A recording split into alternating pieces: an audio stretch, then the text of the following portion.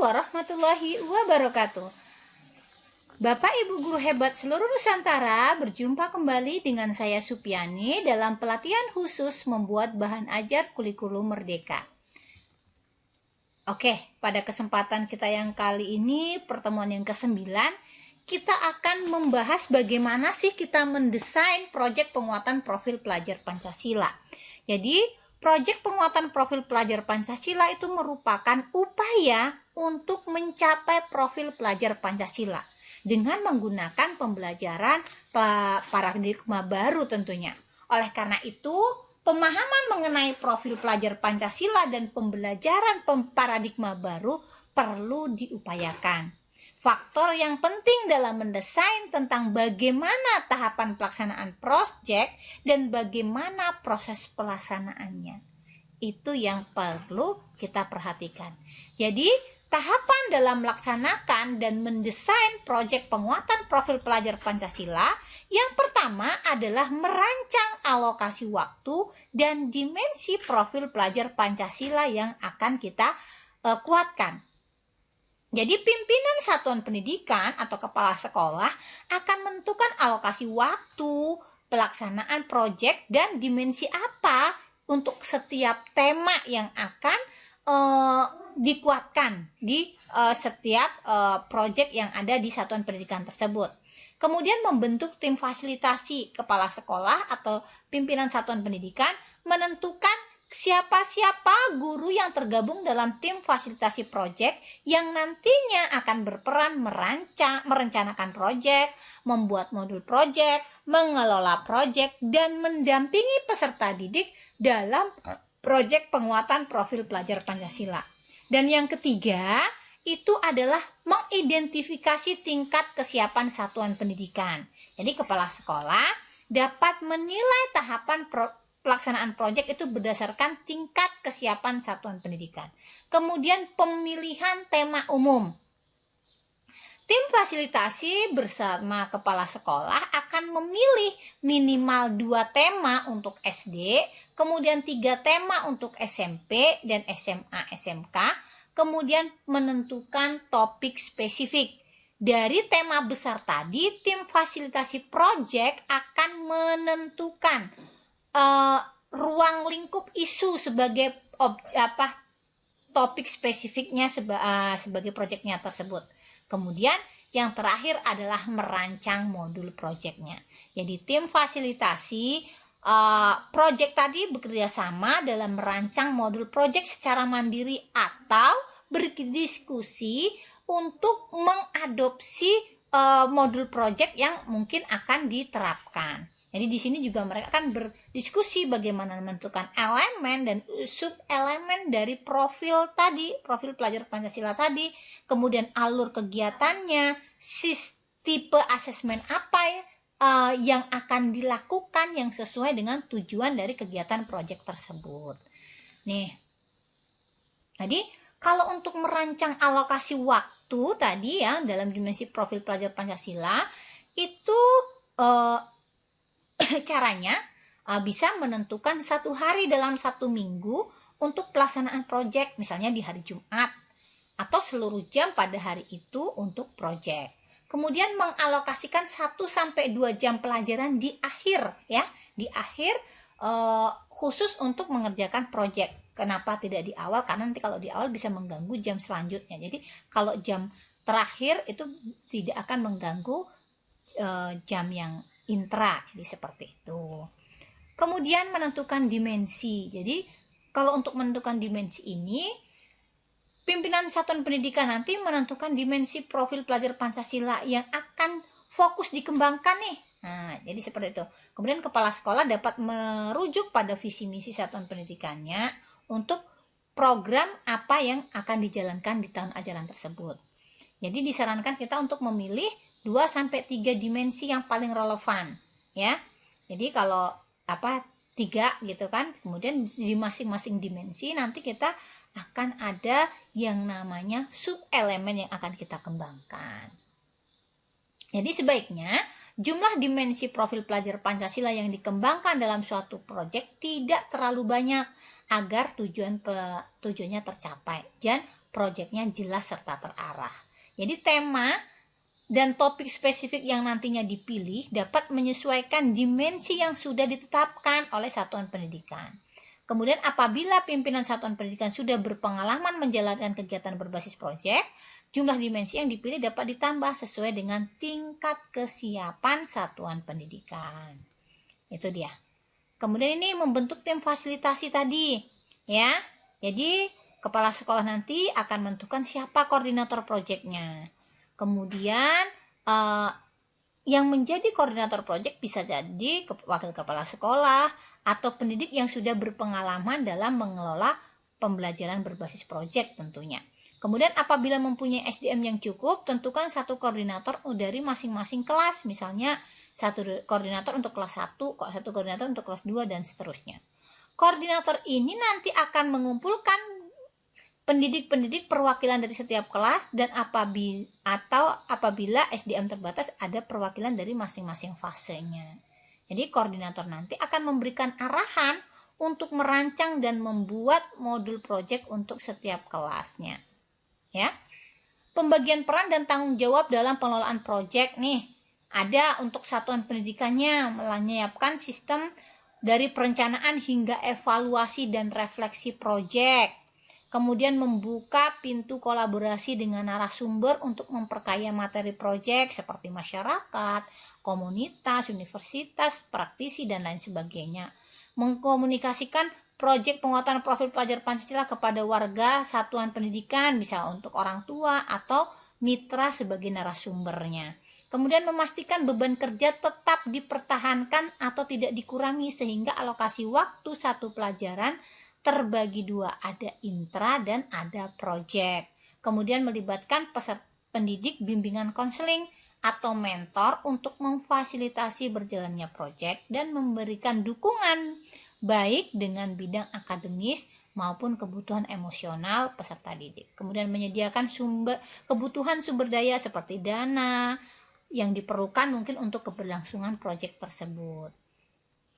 Kalau untuk tugas koordinator proyek sendiri, koordinator bisa dari wakil kepala sekolah atau pendidik yang memiliki pengalaman mengelola proyek. Kemudian mengembangkan kemampuan kepemimpinan mengelola proyek di satuan pendidikan, mengelola sistem yang dibutuhkan tim fasilitasi proyek tadi, kemudian menyelesaikan proyek dengan sukses dengan dukungan dan kolaborasi dari koordinator dan tim.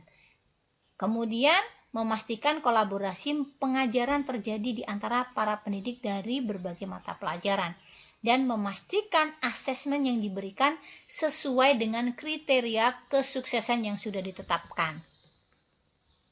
Kalau ini tugas dari tim fasilitasi atau fasilitator tadi, memperhatikan kebutuhan dan minat belajar setiap peserta didiknya, kemudian memberikan ruang bagi setiap peserta didik untuk memahami isu dan topik pembelajaran yang kontekstual, mengumpulkan kebutuhan sumber belajarnya, berkolaborasi dengan seluruh pihak, melakukan penilaian, mengajarkan keterampilan proses penyelidikan atau inquiry, kemudian memfasilitasi akses untuk proses riset dan bukti, membuka diri untuk memberi dan menerima masukan dan kritik selama proyek berjalan, mendampingi peserta didik untuk merencanakan dan menyelenggarakan setiap tahapan kegiatan proyek, memberikan ruang bagi peserta didik untuk berpendapat, membuat pilihan, mempresentasikan proyek mereka, kemudian mengelola beban kerja mengajar dengan seimbang antara intra dan proyek. Itu tugas dari tim fasilitasi. Jadi insya Allah kalau setiap elemen sudah bekerja dengan maksimal, insya Allah pelaksanaan itu akan mudah. Nih, kalau untuk identifikasi tingkat kesiapan satuan pendidikan, jadi identifikasi tiap tingkat kesiapan itu merupakan bagian dari desain proyek penguatan profil pelajar Pancasila. Jadi kepala sekolah dapat menilai tahapan pelaksanaan proyek berdasarkan tingkat kesiapan satuan pendidikan dan melakukan refleksi awal dengan menggunakan bagan identifikasi kesiapan satuan pendidikan untuk menentukan tahapan dalam menjalankan proyek. Jadi pada tahap awal, satuan pendidikan yang belum memiliki sistem dan mempersiapkan dalam melaksanakan pembelajaran berbasis proyek. Kemudian kalau konsep pembelajaran berbasis proyek baru diketahui oleh pendidik. Jadi sekolah menjalankan proyek secara internal, tidak melibatkan pihak luar. Kalau untuk tahap yang berkembang, berarti kalau tadi kita itu berarti untuk tahap awal, kemudian tahap berkembang itu sekolah sudah memiliki dan menjalankan pembelajaran berbasis proyek. Konsep pembelajaran berbasis proyek sudah dipahami oleh sebagian pendidik. Sekolah mulai melibatkan pihak luar untuk membantu salah satu aktivitas proyeknya. Jadi sudah keterlibatan masyarakat ini sudah kelihatan lah di tahap berkembang. Kalau untuk yang sudah tahap lanjut, ya, kesiapan sekolah tahap lanjut, itu pembelajaran berbasis proyek sudah menjadi kebiasaan di sekolah. Kemudian konsep pembelajaran berbasis proyek sudah dipahami oleh semua pendidik. Sekolah sudah menjalin kerjasama dengan berbagai pihak mitra luar sekolah agar dampak proyek dapat diperluas dan direplikasi secara berkelanjutan. Jadi inilah yang identifikasi tingkat kesiapannya. Di sekolah kita ini tingkat kesiapannya di tahap mana? Apakah kita tahap awal, tahap berkembang, atau tahap lanjutan? Oke ya, kemudian pemilihan tema. Jadi untuk tim fasilitasi bersama kepala sekolah tadi, untuk SD memilih 2 tema, untuk SMP memilih 3 tema, SMA juga 3 tema ya. Jadi seperti itu dari ke-7 tema yang sudah diberikan oleh kementerian. Jadi ada gaya hidup berkelanjutan, kearifan lokal, Bhinneka Tunggal Ika, bangunlah jiwa raganya, suara demokrasi, berrekayasa dan berteknologi, dan kewirausahaan. Dan 1 tema khusus yaitu untuk SMK, tema wajib SMK yaitu kebekerjaan. Jadi pemilihan tema dalam pelaksanaan proyek penguatan profil pelajar Pancasila dapat dilakukan berdasarkan tahap kesiapan satuan pendidikan. Di mana apakah kita tahap awal, berkembang, atau tahap lanjutan. Kemudian kita bisa lihat juga kalender berjalan nasional, ataukah ada perayaan nasional, internasional. Misalnya kalau kita ingin menggunakan tema gaya hidup berkelanjutan, itu misalnya dilaksanakan menjelang Hari Bumi, atau tema Bhinneka Tunggal Ika menjelang kegiatan HUT Kemerdekaan Indonesia. Jadi isu atau topik yang sedang hangat menjadi fokus pembahasan atau prioritas satuan pendidikan. Dalam hal ini isu topik tadi dicari kesesuaiannya dan keterkaitannya dengan tema yang sudah ditentukan tadi. Kemudian tema yang belum dilakukan di tahun sebelumnya dapat mengulang siklus setelah semua tema dipilih. Jadi karena di SMP itu kan karena di SD 2 berarti nanti dia bisa untuk mengejar semua tema bisa diajarkan itu kan bisa kelas 1 temanya ini, kelas 2 nanti temanya ini, kelas 3 temanya ini, dan seterusnya. Jadi begitu juga untuk SMP. SMP itu ada 3 kelas nih. Kalau kelas 1 tadi sudah 3 tema dipilih, nanti kelas 2-nya dia akan kelas 7 ya, kelas 8-nya nanti akan dipilih 3 tema lagi. Kelas 8 kan kelas 9 nanti akan ada 1 tema ditambah 2 tema, mungkin bisa yang sudah pernah diajarkan di kelas 1 di kelas 7 maupun di kelas 8. Jadi seperti itu ya. Kemudian tema yang belum dilakukan tadi. Jadi untuk memastikan semua tema dapat berjalan, sangat penting untuk satuan pendidikan memastikan dan melakukan pendokumentasian dan pencatatan portofolio proyeknya. Jadi kalau memang bisa apalagi kalau diapakan kan rapor tuh bisa kelihatan di sana temanya yang sudah dilaksanakan di satuan pendidikan. Jadi seperti itu. Oke, ini masing-masing temanya bisa Bapak Ibu nanti baca lengkap di materinya ya. Ada gaya hidup berkelanjutan, contoh muatan lokalnya apa, misalnya isunya mengenai situasi banjir itu kalau untuk Jakarta, kalau untuk Kalimantan misalnya hutan sebagai paru-paru dunia. Nah itu dia. Kemudian kalau untuk kearifan lokal nih, contoh kalau yang di Jawa Barat misalnya ada sistem masyarakat di Kepulauan Naga, misalnya kalau di Papua misalnya sistem masyarakat di Lembah Balim. Nah, Itu kalau Bhinneka Tunggal Ika mungkin bisa mengangkat isu-isu atau masalah keberagaman di lingkungan sekitar dan mengeksplorasi bagaimana pemecahannya. Seperti itu. Kemudian bangunlah jiwa raganya, misalnya mencari solusi untuk masalah cyberbullying yang mungkin sekarang ini masih marak ya di kalangan remaja. Jadi seperti itu. Kemudian mungkin suara demokrasi, sistem musyawarah yang dilakukan oleh masyarakat adat atau di kepala desa. Jadi seperti itu. Kalau untuk berrekayasa dan berteknologi, misalnya membuat desain inovatif sederhana yang menerapkan teknologi yang dapat menjawab permasalahan yang ada di sekitar satuan pendidikan.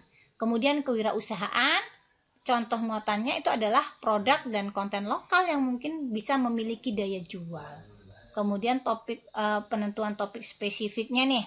Kalau temanya tadi sudah dapat, tim fasilitasinya sudah ditentukan, bagaimana kita penentuan topik spesifik itu jadi tinggal kita topiknya apa yang lebih spesifik, isu-isu yang lagi hangat itu apa. Jadi seperti itu tinggal kita tentukan. Jadi kalau tema pilihan untuk tahap awal ya, tingkat kesiapannya tahap awal di sekolah untuk SD bisa memilih 2 tema atau 3 tema untuk SMA, SMP. Kalau untuk tahap berkembang itu mungkin untuk SD bisa ambil 2 tema, 3 tema juga untuk SMP sampai SMA. Kalau tahap lanjut bisa memilih misalnya untuk SD 2 tema, 3 tema untuk SMP SMA di awal tahun ajaran. Jadi setiap kelas dapat memilih tema yang berbeda. Kemudian pemberian opsi nih. Kalau pemberian opsi, kalau opsi tema, kalau sekolah tahap awal itu ya sekolah dengan kesiapan tahap awal gitu, maksudnya sekolah akan menelaah isu-isu yang sama untuk semua kelas. Tapi kalau untuk tahap berkembang misalnya sekolah sudah bisa menelaah isu-isu yang sama untuk 1-2 kelas. Misalnya nih saya kan ada 3 kelas nih, kelas 7-nya. Jadi bisa saja antara kelas 7A dengan 7B itu isunya sama, tapi 7C udah berbeda. Jadi boleh. Itu kalau untuk tahap berkembang. Kalau tahap lanjut misalnya sudah setiap kelas itu akan menelaah isu yang berbeda untuk setiap peserta didiknya. Itu. Kemudian penentuan topik spesifik, kalau untuk sekolah dengan kesiapan dilihat dari kesiapan tahap awalnya itu sekolah akan menentukan tema dengan topik project dan topik projectnya. Tapi kalau untuk tahap berkembang, sekolah sudah mempersiapkan beberapa tema untuk topik project yang dipilih oleh peserta didiknya. Kalau untuk sekolah yang tahap lanjutnya mungkin peserta didik akan mendiskusikan tema dan topik project dengan bimbingan pendidik. Dia yang menentukan, peserta didiknya yang akan menentukan temanya dan topiknya. Tapi kalau yang awal itu gurunya yang sudah menentukannya, seperti itu. Nih, merancang modul project itu kegiatan yang terakhir ya.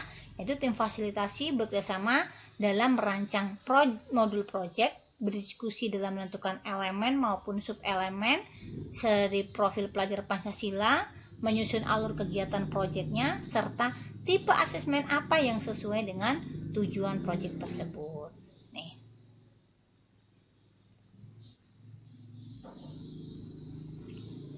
Kemudian untuk strategi mengembangkan modul project, kepala sekolah menganalisis kesiapan sekolahnya, kondisi dan kebutuhan peserta didik dan satuan pendidikannya. Kemudian peserta didik akan melakukan asesmen diagnostik terhadap kondisi dan kebutuhan peserta didik. Peserta didik dan pendidik akan mengidentifikasi tema dan topiknya. Kemudian pendidik akan mengidentifikasi dan menentukan dimensi profil pelajar Pancasila yang ingin dicapai. Kemudian pendidik merencanakan jenis, teknik, dan instrumen yang akan digunakan dalam asesmen. Kemudian pendidik menyusun modul project berdasarkan komponen-komponen yang sudah disarankan. Pendidik dapat menentukan komponen-komponen yang esensial sesuai dengan kebutuhan projectnya. Kemudian pendidik mengelaborasi kegiatan project sesuai dengan komponen esensial. Yang terakhir, yang 9, modul sudah siap digunakan, dan terakhir adalah melakukan evaluasi dan pengembangan modul. Itu saja yang bisa saya sampaikan pada pertemuan ke-9 ini. Terima kasih atas atensinya. Wabillahi taufiq wal hidayah. Assalamualaikum warahmatullahi wabarakatuh.